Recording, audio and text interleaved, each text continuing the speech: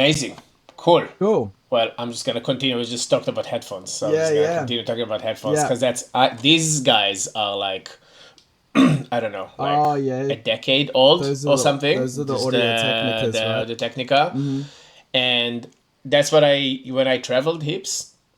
That's what I used to work with, and I never got good at it in a way. And Mm-hmm. that's it. In a way, it made me work with analyzers, which changed my perspective on everything, which was great. But I still have to have the speakers. Like I have to imagine. It's just a different perspective in my head. Like it's so hard for me to imagine how this sounds like in real life. Do you know what I mean? Also, like, Um, if you've got the left and the right just playing in each ear, then there's never an opportunity for those two signals to combine before getting to your head. So you're not going to hear if there's weird left and right phasing issues and stuff as well. And I feel like, especially with headphones where you've got like such a clear vision of the stereo field, you can do things in the stereo in headphones that sounds fantastic in headphones, but in real space, like when you have the left and right speaker joining together before they get to your ear, that combination is not what it sounds like when it's just in headphones. So that's another thing I think, like, I like to like, you kind of need to check it on speakers as well for that stereo stuff. You know, you could also do just like mono summing. I guess like doing mono compatibility somewhat will tell you if things are disappearing there's a in phase. phase. Yeah, but Yeah, I even find because even though if I hear in headphones and I close my eyes, I can imagine all the space between the mono and the absolute stereo, the 180, and like all the things in between. I can kind of imagine it, but it's not like speakers. Like it's for it, like in my ears. Even though I can make it be the thing, it's just the speakers just like make so much more sense to me. And when I just produce on headphones, like if I start a beat on headphones, it sucks. If I have a beat that's I already made on speakers and then I work on it here, I can kind of do it. But like to start, I don't know why I just forget about the spectrum and like it just doesn't. I don't know. My brain doesn't translate it correctly. Even by now I can I know that it's a problem, so I can face it. Do you know what I mean? Like I'll remember correct to do for it. it. Yeah. Yeah, but like it's not. It doesn't come naturally. Whether like in speakers, I'd be like, oh, this there's a bit too much here. I'll move this there, and then I can like equalize between the shakers. There's a nice little playing. You know, I play between the sides and stuff. But yeah, I need to get better at it, and I know because there's a second one coming any day now. I need, I need to be better at headphones For quick sure. because speaker time would be minuscule. And I do think just like, yeah, the open back headphones help a lot compared to like the closed back ones that you have there. Like it gives you a clearer Yeah. image. But at the end of the day, like we can just work with what we've got. And I do agree with you. Like, uh, during tracks that I start with students where I do the whole thing on the headphones, and then maybe after 10 lessons or something, I will go to the speakers to try and mix it so I can play it or something like that. And there are usually a few things that need some work. Like as I was saying before, like the transients, like in the headphones, everything sounds nice and punchy, but then I find that usually when I go from working on headphones to working on the speakers, a lot of my envelopes need to be adjusted a little bit, particularly in my bass. Like, often in the headphones, I can get this nice clicky bass or something like that. But then when I go onto the speakers, it just doesn't sound right. I think it's just because the geometry of like a really small speaker reacting to those transients versus like a larger speaker cone. Usually the envelope times need to be changed a little bit. But it's like kind of, I think it's deceiving when you have reference monitors or headphones Right. that sound really, really good. Like in these headphones, everything sounds good. So I don't, when something's wrong or off, my brain kind of goes, oh, that sounds a bit different, but it doesn't sound like bad. Whereas then I put it on bad speakers like my phone or PA or in my car, and that different is now like awful, you know? But like Yeah. in Yeah. really Yeah. Yeah. high definition speakers or headphones, yeah, it doesn't sound wrong as much as it just sounds like, oh, it sounds different and interesting. But then you notice that when you put that on speakers that are not so high performance, that's when, yeah, you start to notice the issues, I think. That's so funny, man. Yeah, when especially with the bass music stuff, and if you do like neuro basses, and you get so much like high mids and highs in the basses, you get all the, Yeah. all the fluffiness, and that's cool and all. But then if you hear it like on a Bluetooth speaker or something like this, some of those like highs are so ugly on their own. Like if you don't hear the sub correctly with it, it just goes like there's just like a peak in the 3000 and you're like, why is it there, why is this, it's so lame. It always used to happen to me, and like you really need to, you have to notice it before you kind of play it out loud, because I don't know, it's very it's very taste dependent by then, because like some people will see what you meant to do there in a way, but that's not what you want. You don't want them to try to get you. You want it to just sound fucking cool from the get-go. Yeah, I feel like that like neuro noise trend where people started just putting noise on top of their basses, like now it's evolved into a whole thing. But my first interpretation of that was actually when you see it on a big sound system, it kind of sounds like the sound system is breaking. Like it sounds like the sub is so intense that it's distorting something, and it's not intentional. But when it's done right, it sounds like just over the top powerful. Like it's just like, oh my god, how is that so powerful that it's like distorting, but then the rest of the mix sounds clean? And I guess, you know, that's that like noise layer. But then, yeah, you're right. Like when you're making it on monitors, you can very clearly hear the different layers. So it sounds like, oh, this is just the noise layer, and it adds a bit of texture. But like, yeah, it just occurred to me that the actual experience of that on the dance floor is not like just a noise layer. It sounds like something's breaking, which is cool, like when it's done right. But if it's not done right, then it can be a bit like, is that supposed to be like Yeah, that? and you're like, and it's this one thing to hear it on a good system where you'll hear the full spectrum of it, so it makes sense. But like to have these types of basses on a Bluetooth speaker from an iPhone or something like this, you're yeah, you really need to dial those down. But yeah, man, I love them, but they're definitely hard to like make it like the pros when you hear like a noisier track or something like this, and you're like, God damn, that's just a sub, but for some reason it goes, and you're like, what? How did it go? It's a sub, and it's correct, you Yeah. know. But yeah, man. So what you have? So you teach? You have students. You've been doing Yes. this for a while. So at the moment, I don't have any ongoing students. But yeah, over the years, I've had many students like ongoing and one off, and in groups and those sorts of things as well.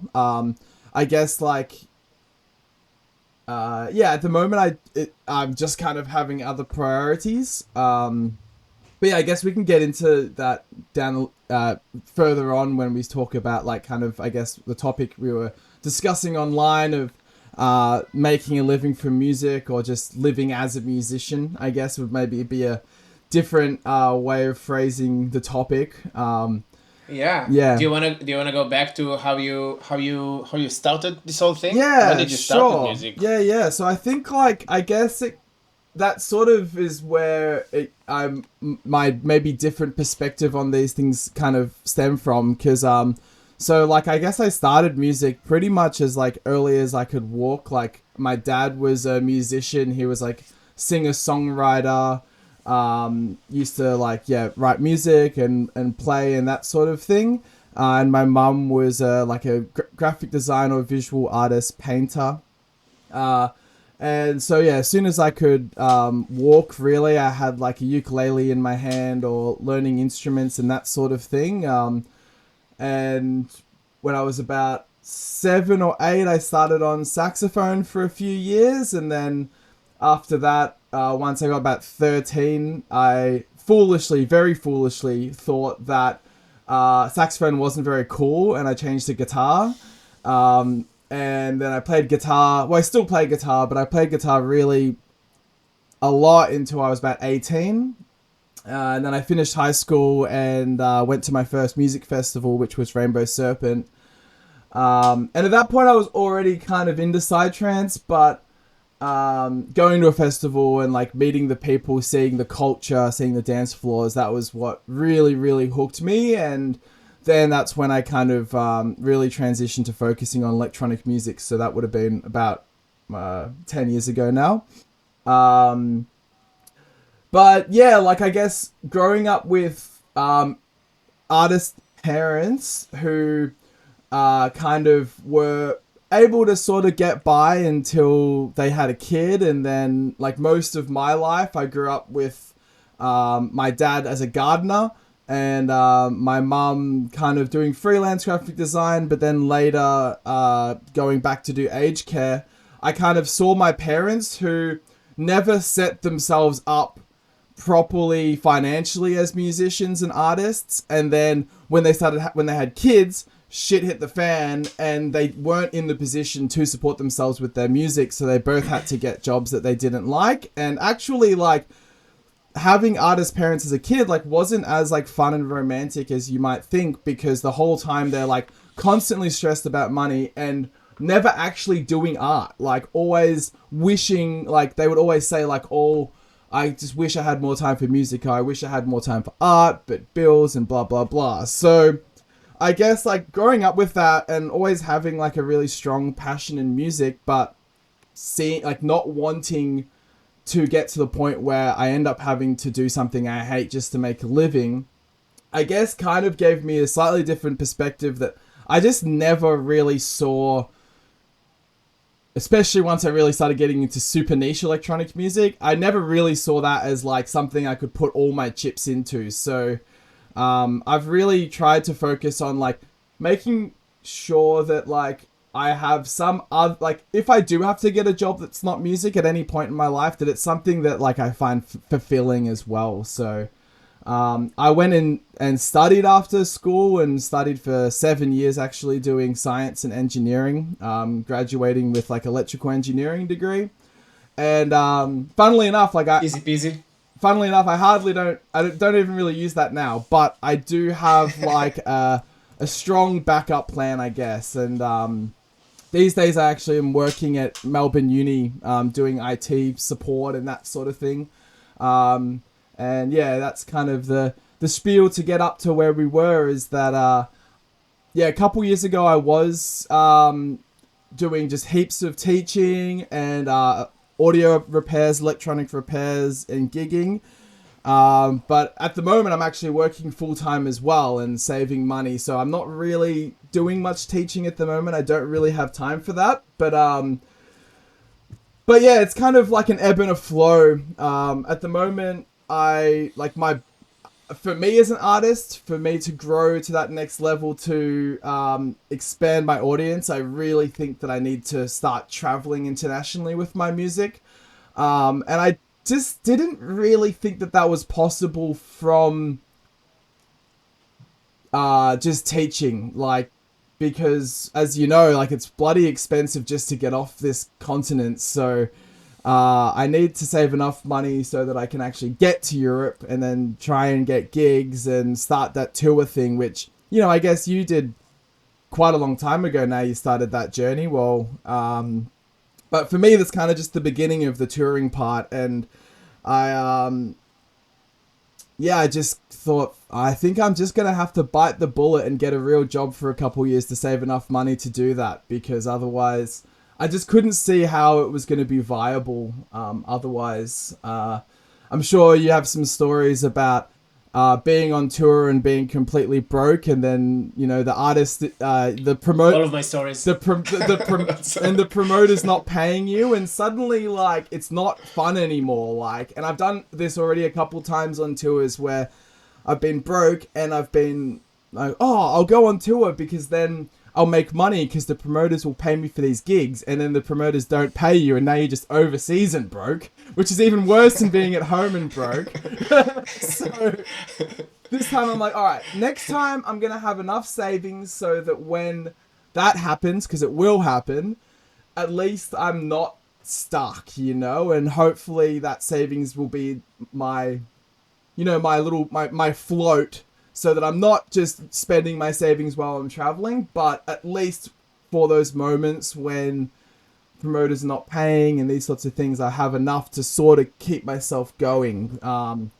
Because yeah, like I don't want to have to come home after a month. I want to be able to just keep going. So Yeah, stay there for a second. yeah, Have that's you it. have you so have you done Europe before? No, I've never been to Europe. I've always kind of Right, just that'll be exciting. yeah, I've always kind of just prioritized like cheaper places to travel. And then I guess also because my mum's from the US, all my family lives in America, so those times when I have been on like a more expensive trip, it's always been to Americas because I want to see my cousins and my grandma and my family and that sort of thing. So Nice. yeah, I've been able to play in Canada a couple times with Groove and Bass Festival and Alpaca gigs in Montreal and Sick. in Mexico. I wish the US had a Psy scene because that would be awesome as a citizen to get to play there. But yeah, nah, not yet at least. Yeah, nah. Also, didn't you do like South Africa a few months ago or something like Yeah, this, right? That yeah, happened. yeah, Yeah, I yeah. think I saw that. I think I saw like a video from there. That looked so nice. Oh yeah, man. Cape Town was awesome. Like they've got a great scene there and like a really professional scene with regular events and really high quality sound systems and yeah, Did awesome you play place. both Psytrance and Psytech? Yeah, I played quite a few gigs while I was there. So like the Habitat Festival, it was probably the biggest gig I had. That was like part of an alpaca session, but I was closing the stage, so I kind of started off after Jeff felt cozy with some side tech, but then kind of ramped it up into prog to close the stage. So yeah, played a bit Awesome. of both there, and then we threw like a free party up in these like ruins up on the cliffs on the other side of Cape Town, and there I played a tech set. Um, and then yeah, a couple club gigs where it was a bit of both as well. Um, Kind of like when I was touring with Jeff, like we'd kind of go like I would play Tech, and then he would play cozy like 2 hour alpaca DJ set, and then I would play like my prog after that. So That's awesome. yeah, it's a good way of like doing like a 5 hour block, you know. That's awesome, man. It's also like it's very hard coming from Australia, I think, and like branching out because it's so expensive to do the yeah, what you said to travel out and like just live, hope it's gonna work out on the other side of the world. Like it's so scary compared to like being in Israel or being in Europe Yeah, or even being in the US, because like you can, even if you would, your base would be in the US, it's kind of nice, the Canada, US, Mexico, yeah. yeah, little cycle over there. But like the fact that your music got you to South Africa, I know it's and crazy. it's crazy, What's man. really Like it's crazy, so cool, man. it's so cool. And like just Mauritius as well, like this tiny little island that most people, when I would tell them, oh, I'm going to Mauritius, they were like, where is that? Never heard of that place before. Yeah, yeah, And I'm like, somehow, like, per capita, and even some months, not even per capita, like, they're my biggest listening base. Like, it's like a tiny population, but they outrank, like, Australia, Brazil, Germany for bush prog fandom. Like, they froth it. And yeah, to go over there and play to, like a headline show to, like, 500 people, like, the idea that I could draw that many people in such a remote island is so bizarre. Like, it's so yeah, bizarre. man. Yeah, the Mauritius scene looks pumping. Yeah. It's nice. How many? And there's like a bunch of legends coming out of there, and like yeah, it's funny. Hey, who knew that that's gonna happen? And that's probably not the last place. It's like maybe it's gonna pop somewhere else in like 5 years, and it's gonna be random again. Well, yeah, Universal But Tribe it has, is like, we've got an ambassador from Kenya. His name's Heka. And sick. there's a scene starting there as well, actually. Like, Oh, Hecka, yeah. uh, He remixed when I did the Tribone Cannot Die thing. I think he remixed yeah, that. I think so. yeah, Yeah. cool. And then, Hell yeah, yeah. at the moment, Cooney Xander is, he's in Africa at the moment on a big motorbike trip. And, he's, like, riding a motorcycle from Cape Town to Kenya through Africa. Oh my If god. you want to follow him, he's vlogging it on YouTube under the name Strayan. Sick. And I find it so entertaining. Like, I'm a bit biased because he's one of my best mates, but fuck, he is so funny. And just every episode, something goes wrong. Like, things that anyone else would just go home. Like, so many things have gone wrong. Him getting stranded, his bike breaking down, getting robbed, all this stuff, and he just keeps going with positivity. So hopefully he makes it to Kenya and they do the little universal tribe reunion.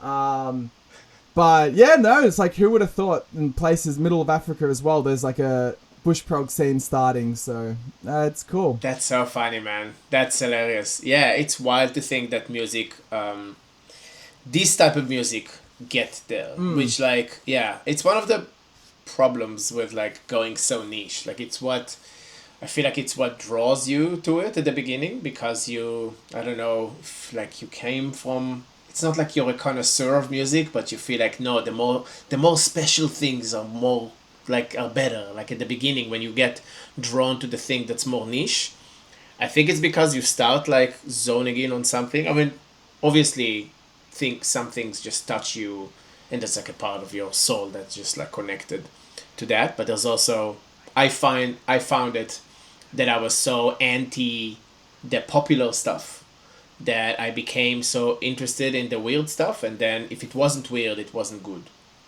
And you get to know all these like weird, niche, like the niche of the niche scenes. And those, like the fact that like Enigmatic Records, for example, that changed, like I started like Tribone because I got introduced to them. Before that I did like Psytrance and stuff. And when they came out, they're so weird. I don't even know how to, like, they're not bass music in a way. I would say glitch. I don't even know. But whatever that music was at the time, and then to consider that came to Israel, that type of music came to Israel, and that type of music, did the rounds a bit in Europe, and like there's a sound that came out of just stacking everything into granular synthesis, and do you know what I mean? And like how it ripples out throughout the planet, it's wild. And it's kind of sad to see a bunch of the thing kind of die down, but more things will emerge, obviously. But you get, Then you have like Tipper or like Culprit, who like have somehow transcended past this super duper niche, where Tipper is like so niche if you really think about it, but then he's huge, like he's got a whole like army in America of people that follow him around, and like he runs events just with Tipper and friends. You've actually played a Tipper and friends, right? And like that's not niche anymore. When you're no, it's huge. It's huge, but when you actually listen to it, it's still like super detailed and weird. What the hell? Yeah, it really blew my mind to be in his sets over there. It's I never really was a listener of Tipa. And it's only when I got to the US that I even learned about the act. Yeah. And which I didn't understand how detached I was, because I came from Enigmatic Records and Xenon. And then it ended up that the bass music scene was in the US. And when I went to the US, I realized that it's a whole other climate. Like they come from they come from hip hop and all this stuff. So I learned on a lot of acts. And when I listened to Tipper a few times, and it was absolutely amazing. And then when you see him, in the Tipper and Friends that I played, he just went from banger to banger to banger. Like he just kept coming up with these like crazy rhythms.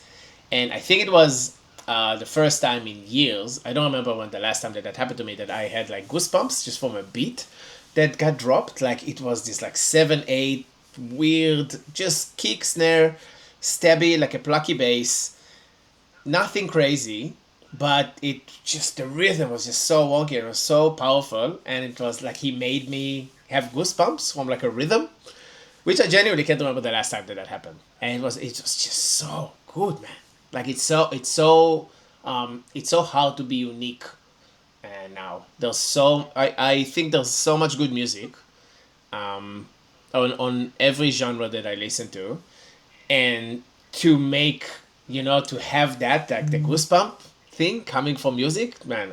Even though it's really good music out there, like Oh yeah, to get the goosebumps, man, it genuinely years. I can't remember the last time that happened. yeah, oh for sure, and like I have so much respect, and what really inspires me is when I do see, like, the more established an artist is when they do weird shit that, like, especially when it doesn't hit, like when they do weird shit and it hits and it's like pioneering, that's cool, like that's them on the pulse. But especially when they release an album that just like is super weird and misses, I love that, because it's like what you usually see is when a beginner, like when you're a beginner and you're starting to get into it, yeah, you're right, you like start rejecting anything that sounds commercial or normal, and you want to just be like make new music and listen to music that's innovative and new and experimental. And a lot of that, I don't know about you, but when I was starting out, it meant that I was constantly trying to break rules in production to see which ones I could break, because everyone's like, oh, you've got to do it this way, you've got to do it this way, you've got to do it this way. I'm like, okay, cool.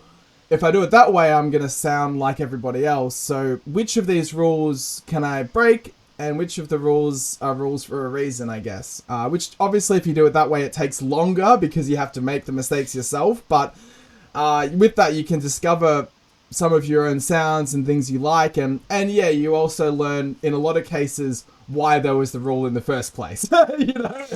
Yeah, Okay, 100%. Man, that resonates so hard with me, what you just said. spent a whole It's exactly day. how I was. I just spent a whole day breaking the rules to find out that I'm not going to break the rules anymore. You know, like, Yeah. because it's Yeah, 100%. so many things like that. But yeah, like with new people, it's more likely that you hear really fresh stuff, but often the engineering is just not good enough to make it sound professional, but the ideas in there are really interesting. And then as people become more and more professional, the engineering gets better. Often the ideas get less interesting and the engineering just gets better. So when I see artists who are super established, they're in a safe place where they're getting gigs, they're making money, people are buying their records and they're touring, for them to then come out and still do something that like is really weird and different, I find that just so freaking cool, because it's really just hanging up the expectations and everything that they know and be like, okay, I know that all of this works and I could just do this again, but I'm just going to try something else anyway. And I think that's really inspiring. And those are the artists that It's like an act of courage. Yeah, big time. to do something like this. Yeah, and I feel like for most of the artists, I guess for the majority of them, because they made it as an artist, they have all the proof in their head to follow whatever the artistic pool they have. So it's not about satisfying the client to an extent, it's about satisfying the art, which I would say that not everyone should follow that all the time, but it is very refreshing when someone does that. And like, especially when you're a person that got there, right? You made it because you followed your heart to do exactly the art you wanted to do at the time. You have the proof for yourself to do the same thing. So it makes heaps of sense. But it's what you said before, like the experimentation should come after you nail the basics, in my opinion. That's the main thing I would tell I tell all my students, like, just finish a track that sounds like a track. Just sounds like a regular basic, the kick, then the offbeat hi-hat comes here, then just like make the formula thing and then start breaking the stuff. And I wish I would do that. See, like from my beginning. And this is a huge ego trap, which I am like such a culprit of. But it's like wanting to make it so like flashy and detailed and interesting and intricate to kind of like be groundbreaking or be pushing the envelope and not be the same and not be different. But if you do that just for the sake of it, and it's not for fundamentally a good song to begin with, it's kind of just mind music. And mind music is good for people that can understand it, aka people that can analyze it. So other producers, like if you make total mind music, producers are going to froth it because they're analyzing it. But the majority of people are not analyzing it. They're just experience, like they just want to, they're experiencing it, and it's giving them certain feelings and sensations, and that often is not due to all of the little glitches, you know. It's usually due to like the rhythm and the melody, and if those are not nailed first, then the ear candy is just like candy, you know. It's sweet tooth stuff. You need to eat your, like, it's not the sustenance of the song, I guess is what I'm trying to say. And 100%, man. And I grew to learn that as well. And I will say that particularly with like the, oh, sorry about that. I will say that particularly with like the Xenon-esque side of things, or even like forest, dark prog, whatever it is a lot of it is brain music. And I don't know if it's this mind and brain, maybe is a bit different, because I see what you're saying, but like it's just all the candies. It is what attracted me. It's very niche to be that person that got attracted by the glitches, but I assume that you were the same for a bit there. And a lot of that crowd is also about the brain candy, and it's there's still something there. And for example, even in Tribone, I would say for the majority of my career, it was about making a cool beat, and it wasn't about anything else. It just had to be fucking cool that you need to get down with, like. sure. And I had this in my head for the majority of the time, even though I know that emotions win, right? But like you still have tension and release, and you still have pattern interrupt, or the opposite, like you give them exactly what they expected to come. So you still do the thing, but if the beat wasn't like cool, and you know, I was the judge of that, but like I just wanted it to be a cool, different rhythm, and that worked to an extent. And it's the same with like the Xenon-esque stuff, in my opinion. That like all the things that are like a bit higher BPM, but still brain candy. There's a niche for that. Yeah. And because you love it a lot, I feel like you attached emotions to it, but it doesn't come from the same. How do you say substances or whatever? Yeah. I said it before. Yeah. Yeah. But it's very niche, Yeah. and that's those people are there, but the majority is still what you said, which I had to learn just in the recent years. But there's like, there's rhythmic, complexity, but then there's also just like purely sound. Like, with your Tribone, the cool beat part is still very much coming from just where you're placing all of the sounds. And like, and that alone is enough to just move dance floors. I think, especially with the Tribone sound, it's like very tribal, rhythmic, that sort of thing. And like, where you choose to place those sounds, I think that's what people really connect with, is the rhythmic quality of that, and the combined with the tempo and the melody and that sort of thing. But then the more ear candy that I'm referring to is like which sounds you choose, and like how you choose to tweak those sounds and those sorts of things, which you do both a lot. And I remember like when we were speaking, when you were here actually, you mentioned that like you're really enjoying a Kudra because you're not going as hard on the sound design as in Tribone. And that, yeah, which makes sense. And also it's always nice to hear when someone who has crazy sound design says that sound design was killing them and was taking too much time, because it's good to know it wasn't just easy, because yeah, there's definitely a lot of crazy shit you do in your Tribone stuff that's like the sound design itself is just crazy. But I think the success that you've had with Tribone comes down to the actual rhythms, and that's what people really move to. Whereas like with Xenon, there are the acts where like, yeah, it's dark and maybe there's no melody, but the actual rhythmic components of it is really infectious. And then there's acts where actually the rhythms are also extremely simple, but it's mainly just on the actual sounds themselves, which the focus is on.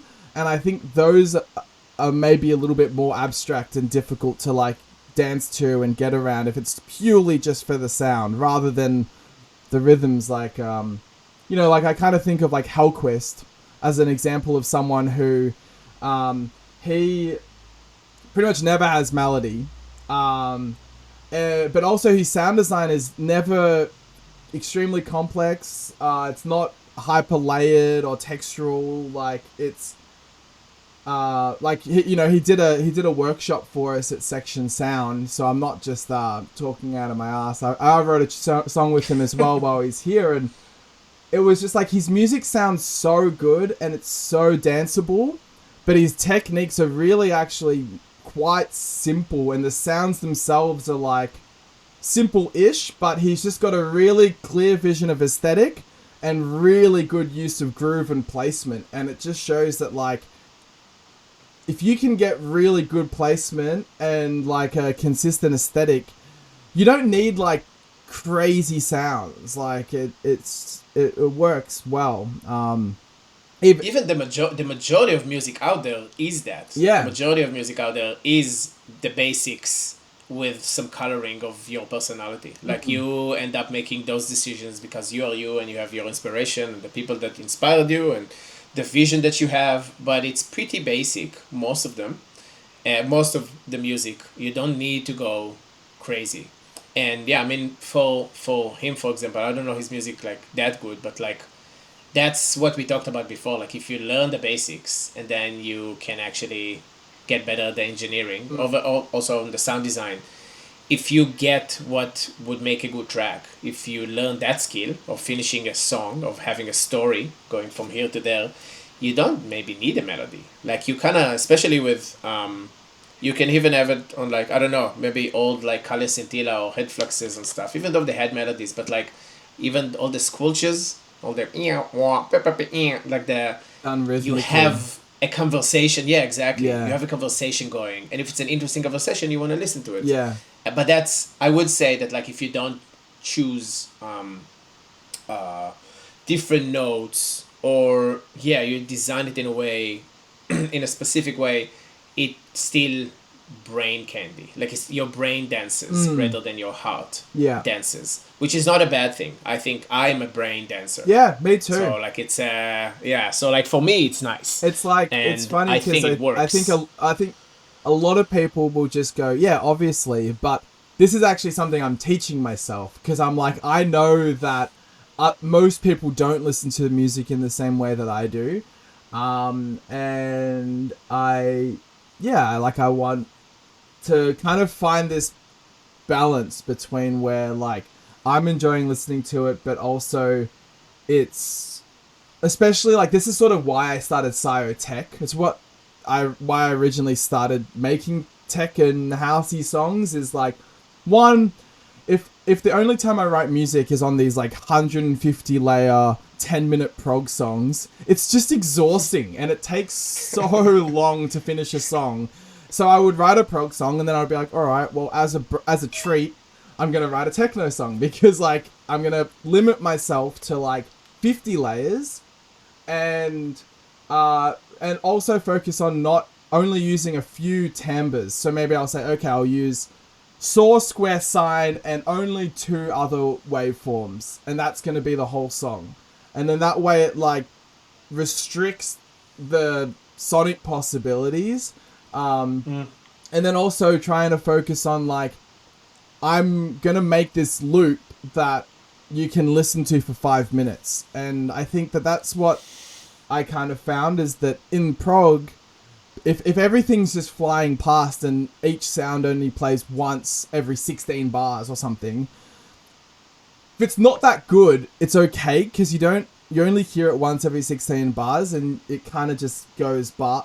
But like I used to just listen to house music, like classic house, and just think, this is so boring. Like, why isn't it constantly changing?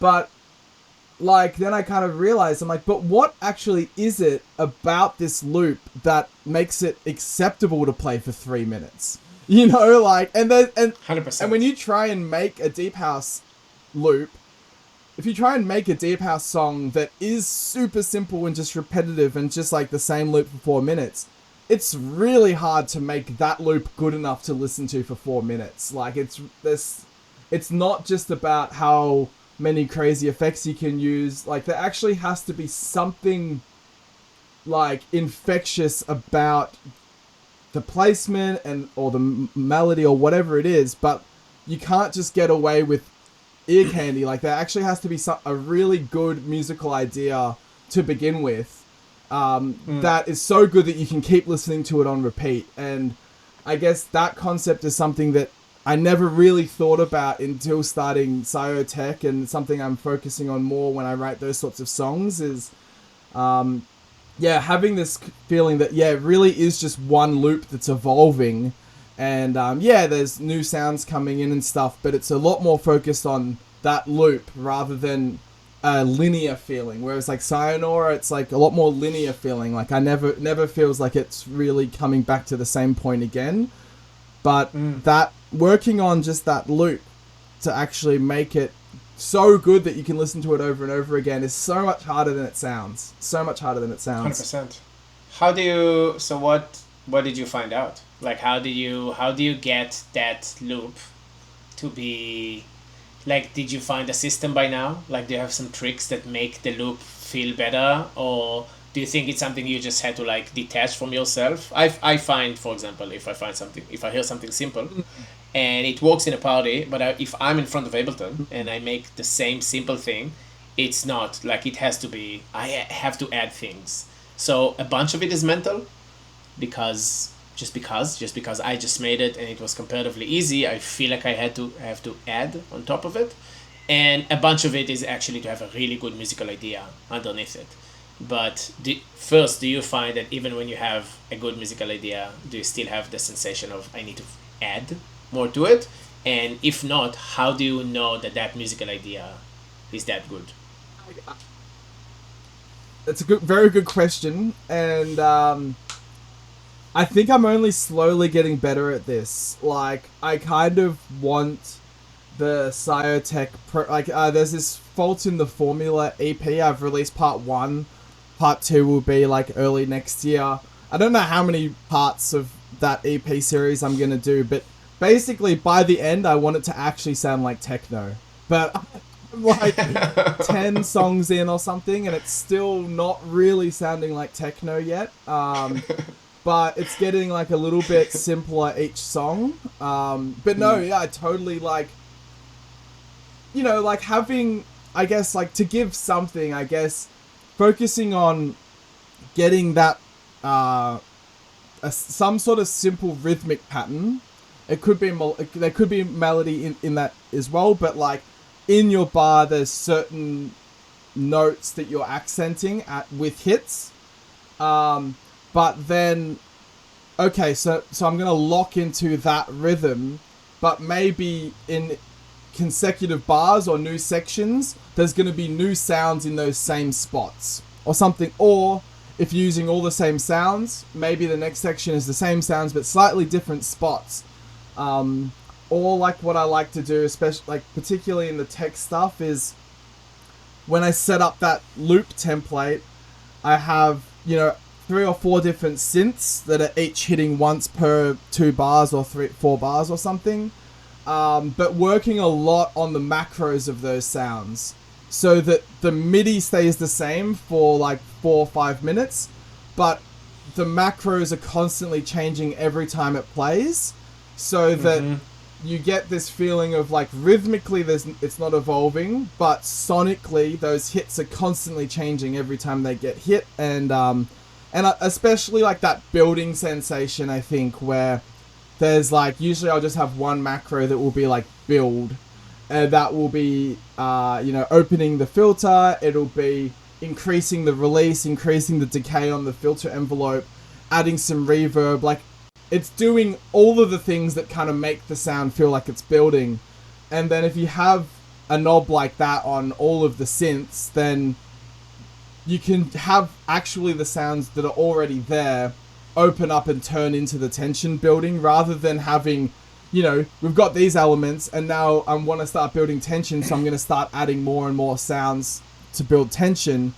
But, like, actually in those patches, all of the synths have a knob that builds tension. So I don't have to add more sounds. I can just use the sounds I already have to build that energy or build the tension and that sort of thing. And I think that, combined with, like, a lot of resampling, like, say it's a classic, but say I want like some sort of riser or a sweep, like not getting a synthesizer and making that, but finding one of my lead sounds that has a unique texture, usually the one that has a wavetable or something involved in it, or something that has FM or something that has some sort of unique texture. And, putting a bunch of reverb on it, resampling one of those, that's going to work well as a splash, it's going to work well as a sweep. Maybe taking a little chop of that and then putting it in a sampler and using that as another sound. So it's a sampled version of another sound, so that there still is only a few source waves and source synths even, and then everything else is like a duplicate or a resample or a reimagination of that one sound. So then even in the really busy sections, there might be 20 layers, but they're actually all basically the same synth or two synths. And that really helps to like glue it all together and not enter this like really complex texture zone where when Scionaugh, like, the project means to know nothing. Like the whole point is like no expectations, and I do want to experiment and push the boundaries, and I don't want to lose the dance floor, but I'm a lot more open to just being really weird and sometimes complex and whatever with that project. But Scionaugh, those are the tunes that like really I would love DJs to play them. Like I enjoy playing them too in clubs and stuff, but I actually would love for DJs to play the Scionaugh tunes. Where Scionaugh, I know it's so niche, like there's not that many bush prog DJs, and even them, they're probably playing other styles. So like, I probably personally know most of the DJs who play my music because we've established relationships online, just because they've asked me for music and stuff.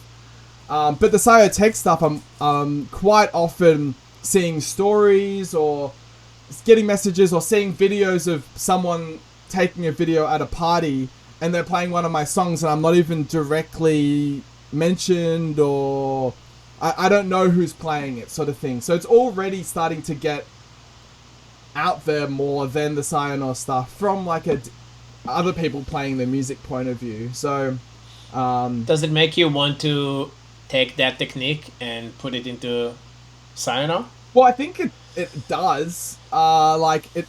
Regardless of even if I'm trying, those things are starting to come across. Like, I guess like where I bring that that knowledge from into Scionaugh is like, if I'm ever wanting to make a really crazy section, I always try and have like a couple really strong anchors in those sections as well. So it's like, all right, in this section, I want it to be like really high energy with all these FMs like everywhere. But that means that there has to be one or two like anchor sounds, which are like just those techno stabs or like a tom hit or something that you can hang on to get through that section. Whereas I think sometimes maybe I would just go crazy, and if it's just like kick bass, percussion, and then squiggles, then it's like that sort of dark sci full-on zone where I feel like the only way to start dancing is just be like, like just experience it. Whereas like, yeah, just having that like, boom, chicka chicka, boom, chicka chicka chicka, and then it's like, at least like you can always expect that anchor to hit. Yes. I do think that makes those sections work a lot better now, and that's something that I certainly learnt from writing simpler music, and getting more used to like hanging on to that bit. Sick, man. Yeah, I am in a very similar trajectory as you. I've learned the power of melodies in the last few years, or like I'm hyped on it. Like it's nice. I feel like I'm leaning more towards basic tricks, and it's funny how I need to refine things that are so basic, but I have some advanced techniques down packed. But for me to make, like, for example, what you said, the leads, and like to have the macros just like do exactly what like I still need to learn, or like, I mean, I know how to do it, obviously, it's the technique wise, but like to make it, even to make that unique, like the sound wouldn't just sound regular, and still have like a sound that's a bit more interesting than the regular side. And also when you start tweaking stuff around, to find the sweet spot, I feel like that's the thing that's gonna take me the most, that takes me the most amount of time, because as you move knobs, you know, and you tweak them and you change the sound, some interactions of this amount and this amount would sound like shit, and you don't want that to happen midway through the sound building up. Yeah. And there's so many of those that I'm learning, and obviously you learn as you do the patch, but because I haven't synthesized stuff like this for so long, like my most of my production was like pretty simple synthesis for the melodies, and everything else was just randomness, and I would choose from the randomness and put it in the track, and that was the way I was working. And now to try and add complexity, or not even complexity, but like to try to add the journey within the tweaking, within the opening, the decay, and the filter, and like, you know, the classics. I have to refine something that's it's pretty basic. Like that's just the way people add tension to every track I've heard up until now, and I have to re know it now. It's funny. I love it, man. I feel like from when, like, me and Arthur did the music for psychedelic therapy, where it was a lot of or even before that, when I did the Pere with Liquid Bloom, I did like a whole album that was like more like world music and slow house, with like a whole other project. And all of a sudden, I always brought in the drops, because that's all I knew. But even then, they were soft, and sometimes the drops came in with the melody, which I would never do before that, you know. And now I get how you can actually build more energy in that way, which if you have a good patch, you know, if you've done the macros correctly, it's actually so easy to satisfy that need, that one song, you know, that one hero that goes from point A to point B either several times, or go from B to C, or whatever it is, the verses that you have. It's, yeah, as I refine that technique of just like have a really good patch, which like up presets, whatever it is, I just find myself writing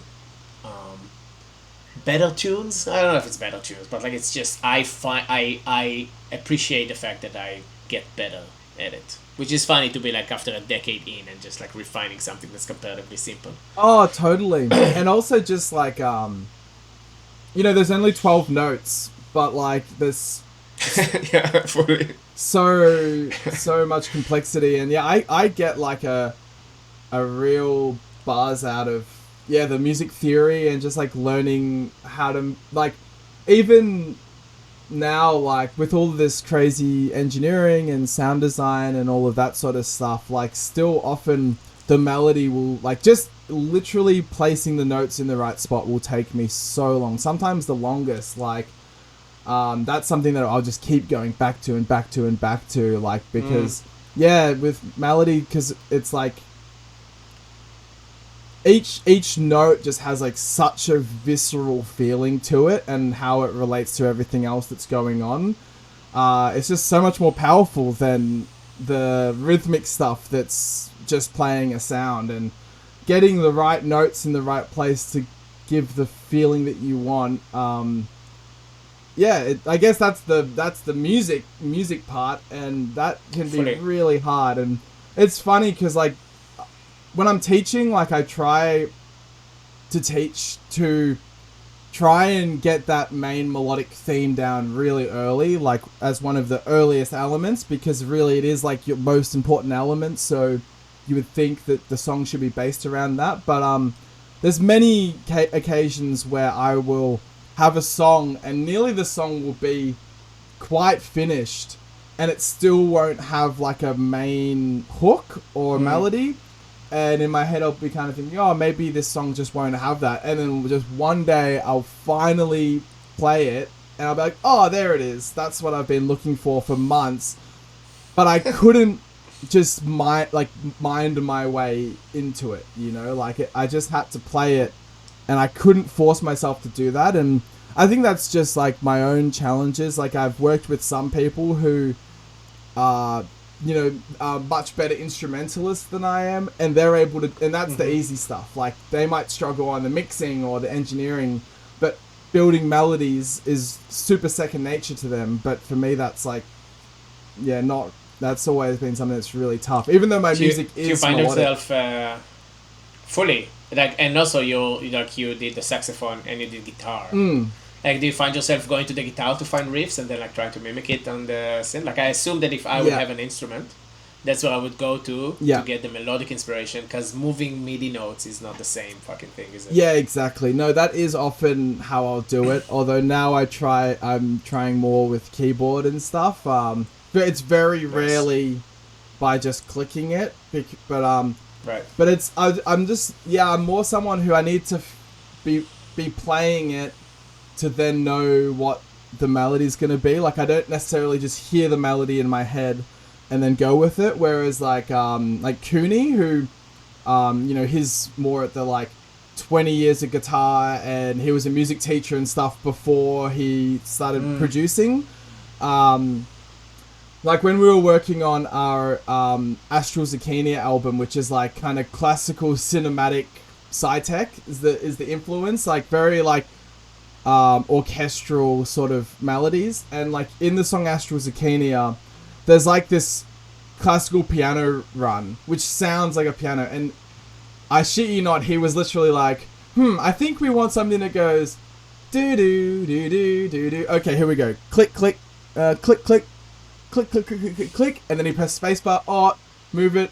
Click, click, click, click, click. And he just did it with the mouse and keyboard and the piano roll, like, nearly without listening to it. Like, he just thought about it.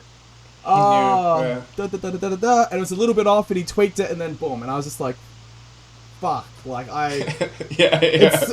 I would need ChatGPT for that or something. Yeah, or like, at least to play it, like, not to just know where those notes go. But like, if you have that background of reading music, then the visual part is associated with where I never read music, so I don't think about. It's only since making beats that I have even really thought about it, where things are placed in a grid. And I remember like the first few years, like learning, like producing, I'd be on the dance floor and I'd be hearing these rhythms, and I'd be trying to visualize what those would look like in a MIDI run. And then I'd go home and be like, oh, there's that rhythm that went like ba da ba ba da ba. Okay, let's try. What the hell does that look like in MIDI? And then eventually I'd have that locked in. And then when I hear that rhythm, I can be like, oh, I can visualize what the MIDI for that rhythm looks like because I've figured it out before. Fully. And you train yourself to be a person that knows how to analyze the thing. And it's a big thing in spectrum analysis, like particularly like 2020 to 2022, and since then I have used like system-wide analyzers. Like I use the RME, but I also use mini meters, which is a great, like I think it's $10 for mini meters, and it's just basically like brings up a spectrum analyzer of anything that you're using on your computer. So it's not just something you put on like the master bus. Oh, good one. It's just always on your computer. So when you're watching YouTube, when you're watching a movie, when you're talking on Zoom or whatever, you're seeing the spectrum. And how do I write it? Mini masters? Mini meters, like M-I-N-I-M-E-T-E-R. Yeah.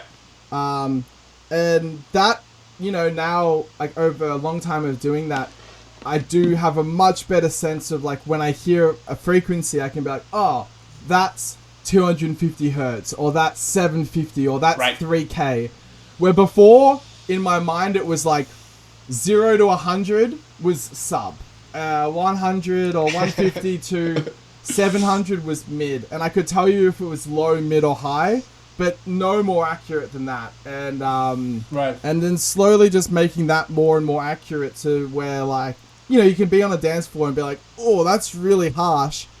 I know that that's a 3K or something like that, which sounds really abstract for people who haven't trained themselves to do that. But if you work on linking sensors together, like if you're always linking visuals and audio, eventually you get to the point where you can just hear the audio, and the visual actually starts to, like, your brain kind of makes the visual for it. Like, you know, you hear a mix, and because you've looked at spectrums for so long, you know, like, oh, this is a bassy mix, or this is like a really high mix, and you can kind of picture what that spectrum would look like.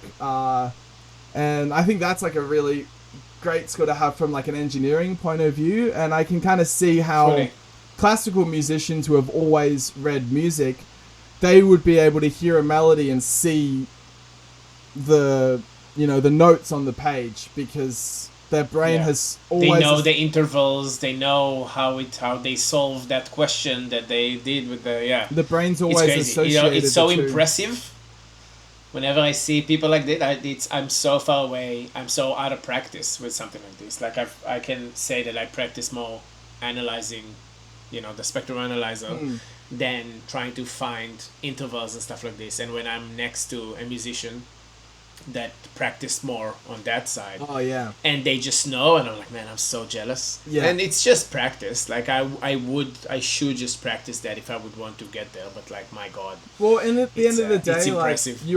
I think you only learn what you think is important, and if it's not important, then even if you try and learn it, you don't really remember it anyway. So like, it's just not really important for us in making dark psychedelic music to need to be able to visualize how to write music, but like, it is a useful skill. And there's some people who really I've had the honor of working with, it just blows you away. Like Slip Hypnotic, like obviously I already mentioned Cooney, but Slip Hypnotic, man, like he his musical background is so insane. And like when we were working, it's like, you know, he'll sit down on the piano, both hands, pick up the guitar, you know, like whatever you give him, like he's fluent in it.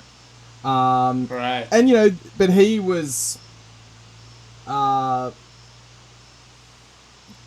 you know, he was playing in orchestras and bands and stuff up until his mid-20s, I think, was when he started making electronic music. So he had 25 years or something of playing in orchestras and in bands and that sort of thing. So that background, you know, it's like Pterrafractal or someone like that. Like I would imagine playing with Pterrafractal would probably be similar to that as well.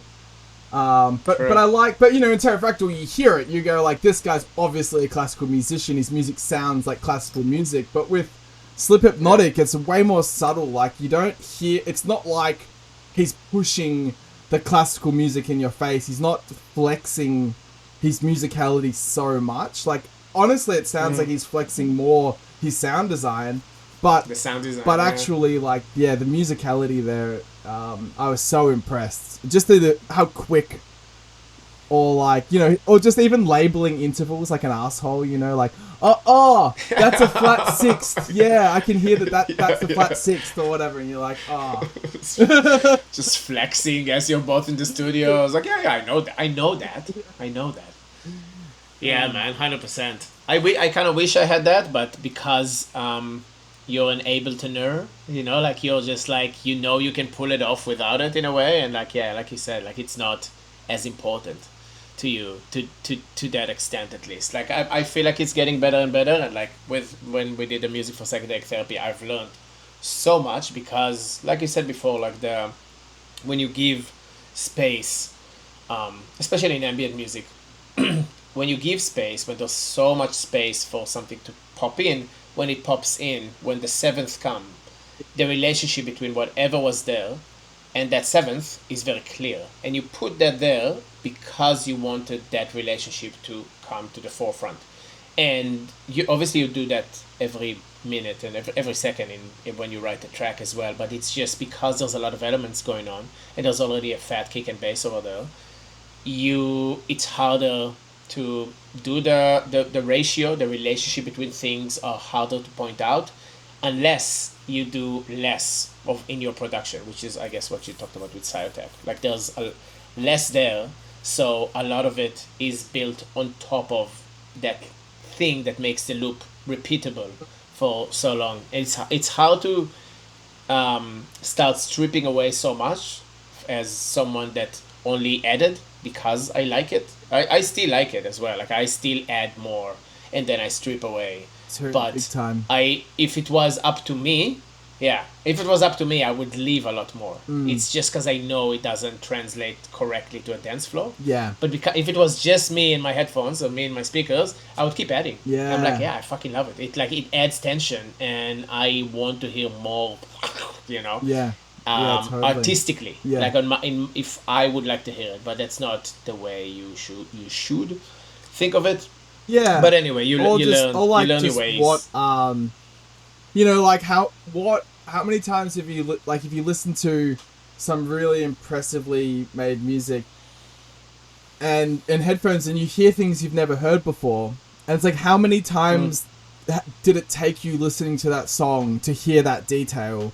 And then like, and that's you. Yeah. Like that means that on a large PA with people talking and everything, like there are just going to be some things that are lost. And you know, it can be I guess that is kind of just a compromise of deciding if you're making music for listening or for dance floors. But just to one point on to kind of wrap up the music theory thing, is that we talked about rises and sweeps and a lot of tension and release.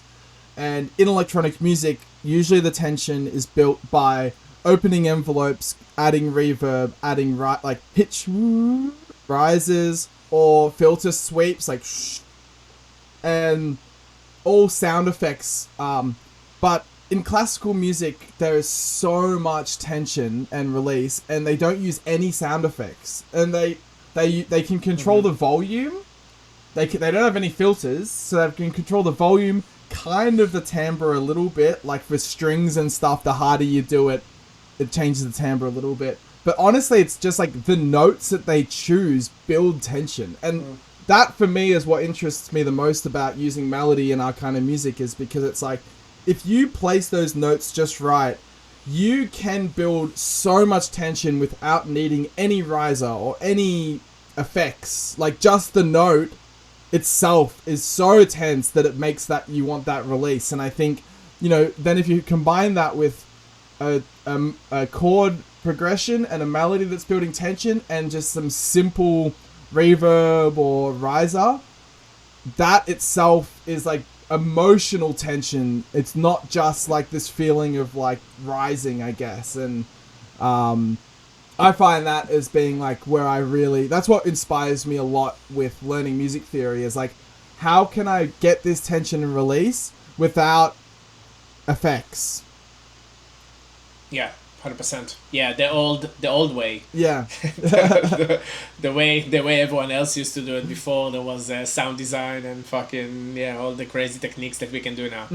Yeah, it's funny how the basics count so much, and it's funny for both of us being people that like the brain candy, and like you strip down the brain candy and you kind of mature. I don't know if mature is the word. I feel like I'm maturing into going back to what actually moves. I don't know. It feels like a maturity step for me, but like it doesn't have to be like that for everyone.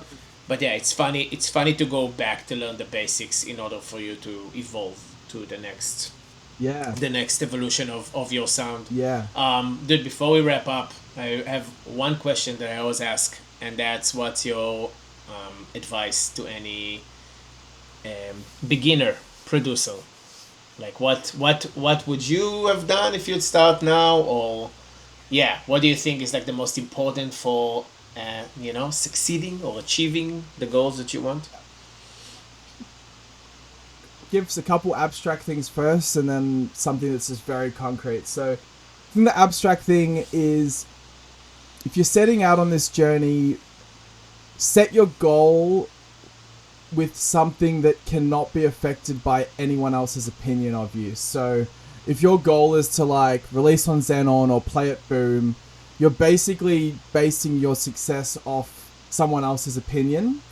Whereas if you make your goal something that's not based on anyone else's opinion, that's going to be way more motivating for you. So for example, like my goal with music is to one day be able to perfectly express whatever I feel in my head. It's kind of abstract, but I'm so far from being able to do that now. Like, every one of my songs has never turned out like I planned it, ever.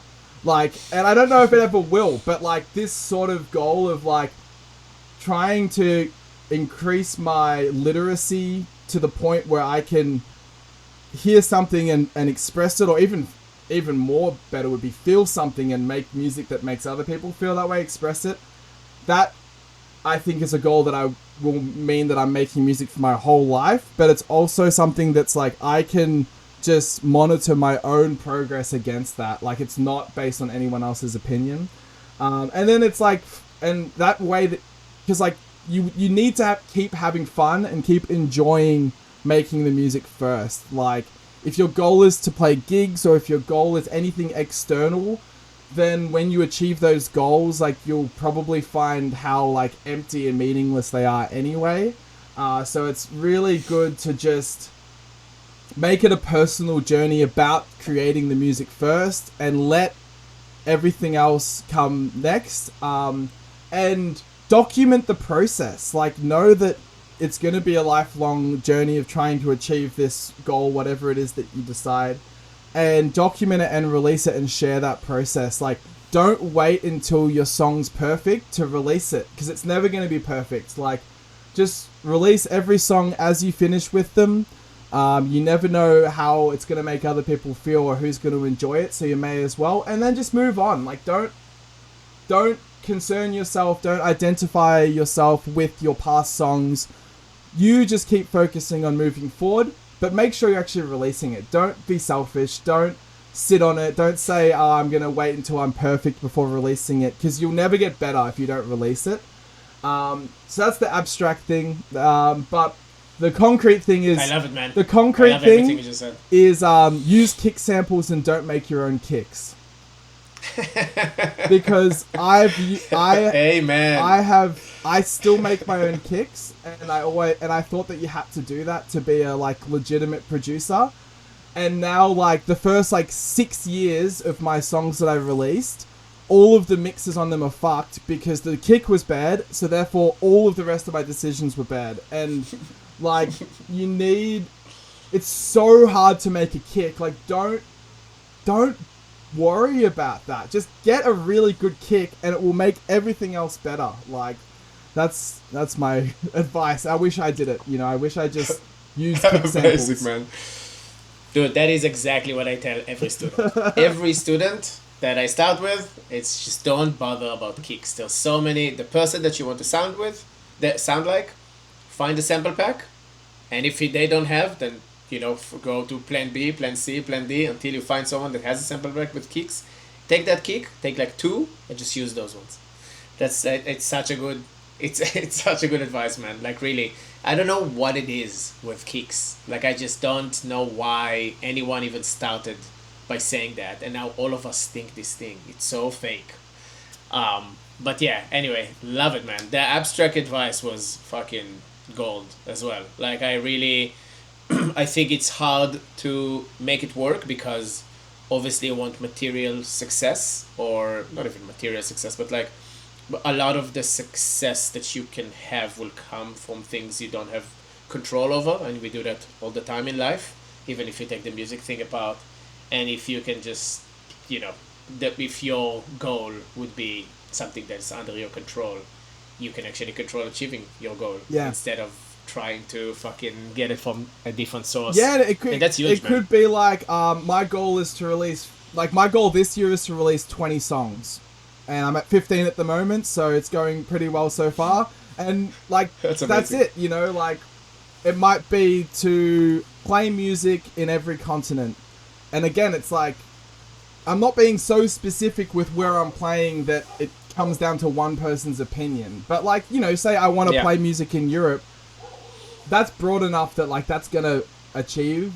And like with your YouTube, like I'm not get 50,000 subscribers, but like release 50 videos. That, like, you can release 50 videos. There's nothing stopping you, And who knows, if you release 50 videos, you might get those subscribers. But The goal should be... And even if you don't, you get the analytics to get to that other thing. Like you'll have something to point that points you in the right direction because you took control of the things that you can take control. Yeah. And then you can actually aim for the things that you can control, but you can aim there better because you have a clue of what the hell you're doing or how it looks like to, to have 50 videos. Yeah. Dude, that's huge. That's a very mature way of thinking of stuff. I feel like it's hard to get to that point, but it feels good. Well, to, once you get disappointed enough, do it.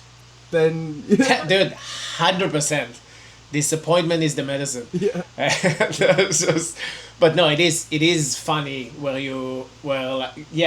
because you can be a crybaby, or you can look at it as it is and to find a solution to be okay. I'm just gonna focus on what it is that I can control. It's very hard. Like it's very hard to do that, and it's not necessarily the linear way of thinking. It's awesome that you got there. I may not have. There might be certain gigs I haven't played that I wanted to, but there's so many gigs that I never even knew I would play that I have played and they've been awesome. So it's 100%. You aim for the moon, land in the stars, whatever they say. It's kind of like choose some really out there goal and then just enjoy the opportunities that come up when you're on your way there, sort of thing. Hell yeah, dude. Yeah. Hell yeah, dude. Cool. Let's wrap it up on the motivational speeches. Yeah, cool. Thank you so much for coming, man. My pleasure. Great to talk to you, man. Good to see you. Do this? Yeah. Okay. Hey, good luck. Always, man. Massive congratulations. Good luck with the new child on the way. Wow. Man. It's going to be... The new release. Yeah. The next release. Yeah, man. Thank you so much. Thanks for hopping on, man. I'm going to press the stop recording button and it's going to continue. But